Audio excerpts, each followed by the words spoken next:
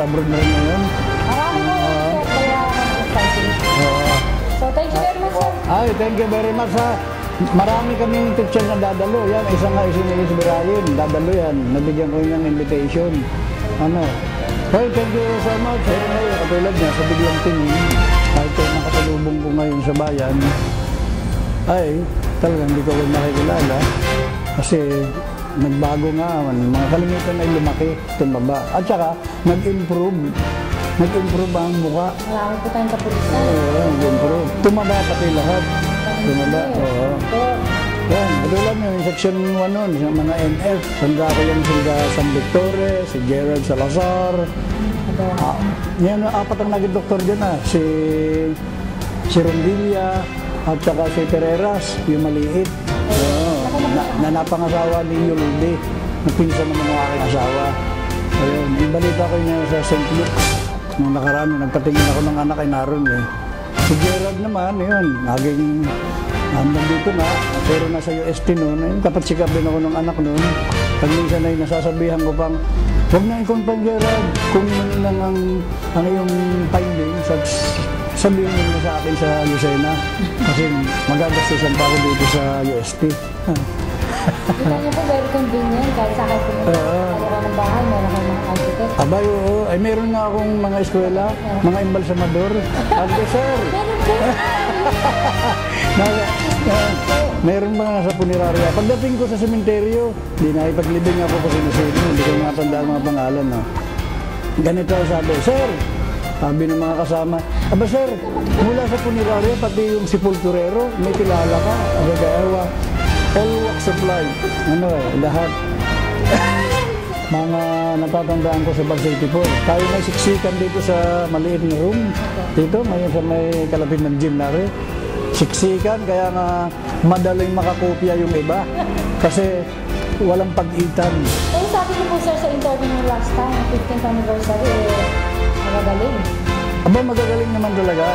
Alam mo yung mga eskwela ng araw, hindi sa comparison na nabanggit yun. Nakapagturo pa rin ako mga itong early 2000. Although, may hindi nga rin. Kanya ngayon, last year, nakapagturo ako ng 2 months sa mga nag-maternity leave. Ay, ang laking igi ng mga eskwela ng mga late 70s and early 80s. Siguro nga dahil sa, hindi ko alam, pero ang papansin ko, walang mall noon. Di sila walang mga computer, walang cellphone. Ay, nakakonsentrate sila sa pag-aaral. Ay, ngayon, pag tinanong mo mga eskwela, lahat ay medyo nakatunganga. Hindi pa sila aktibo, wala silang natatandaan. Ang pinagtataka ko, ha? Wala silang mainit na, alam ba, complete sentence na lang. O ano, basta hindi katulad ng araw, pati yung aking mga expression sa school, natatandaan nila yung mga dialogue ko. Yung pag sinabi kong, halimbawa, mga dialogue sa school, ba yung mga dialogue ng teacher, aba yung mga sagutan, nire-record nila kung anong sinabi ko at ano ang sagot. Ay ngayon, yung school ay basta ganun, isip mo laki. Siguro na dahil nga sa panahon, maraming pinagkakabalahan. Paglabas ng klase, hindi ka nauwi. Pumupunta dyan sa Pacific Mall. Pag nasa loob ng klase, may iba nagte-text. Allowed po yung sa loob ng klase? Hindi naman nila-allowed, nagagaling ng teacher, pero nasimple. So, pag nasa labas ng klase, during the period, may text, may cellphone. Tapos, nasa labas ng school sa labas, nagko-computer daw. Mabuti sana kung pag-aaral, puro laro lang ang mga ginagawa. Kaya yun ang mga nakakabala. At ang iba pa, kahit babae, nag-iinom dito sa tagiliran ng vicinity sa school. At ano, naninigarilyo pa. Pag sa nag-iinom ng graduating na? Oo, ayun ba yun, nag-iinom. Sabi, aba, ay talaga matindi na eskwela ngayon. May mga dialogue pa nga ako natatandaan. Ay, tayo sa amin. Pagkatapos ng test, o kaya walang teacher, o absent, o cut ang klase. Sabi, tayo sa amin, di tayo sa bahay, walang tao, mamaya pang gabi ang uwi ni nanay. Ay isipin mo, ganun ang mga nangyayari. Action. Welcome home, Batch 84! Happy 25th anniversary! Aba, message ko, masasabi ko talaga ako masaya sapagkat ang mga naging eskwela ko ay malaki ang percentage, napakadami ang mga successful sa kanilang mga career life. Hindi sila naging standby diyan, hindi naging problema ng lipunan, kundi sila nakatulong. Yan ang naging success, isa sa mga kaligayahan na nagbibigay ng mga eskwela sa teacher. Yung bang maganda kanilang buhay, they are anywhere around the world, hindi lang dito sa Pilipinas, so they can contribute much to the improvement of the quality of life of the people. Yan.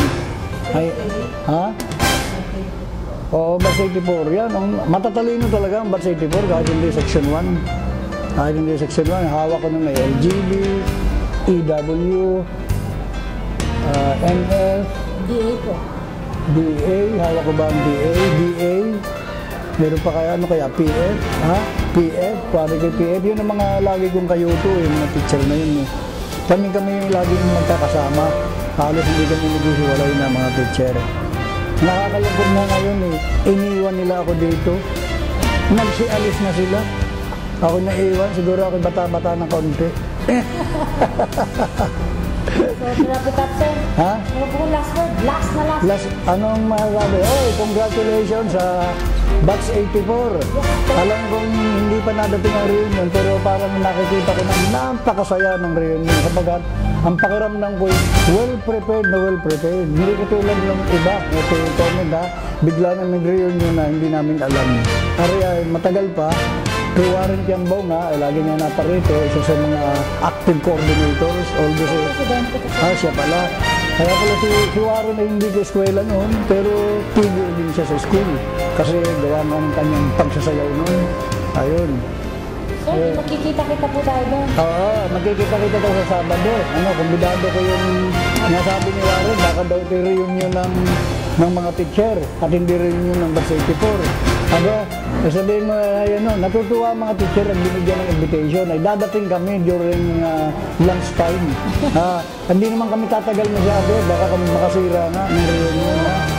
Hindi, kaya mga teacher ay napunta lang, gusto rin makita kayo. Pero hindi nila kayong tumagal ng matagalan. Ay baka ako lang.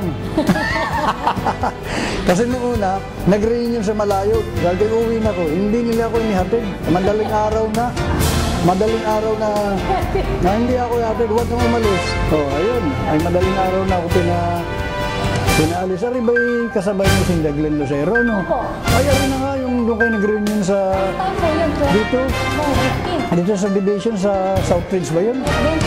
Ano ba yun? Anong subdivision na rin? Sa Ridgewood. Ay, hindi ako pinauwi nun kapagkat malayo lang ka rin. Wari ko nakauwi ako 4 o'clock na madaling araw. Ang kasabay ko pa yung si Albela na nabalita ko nasa abroad na rin ngayon. Marami po sir, kaya exciting.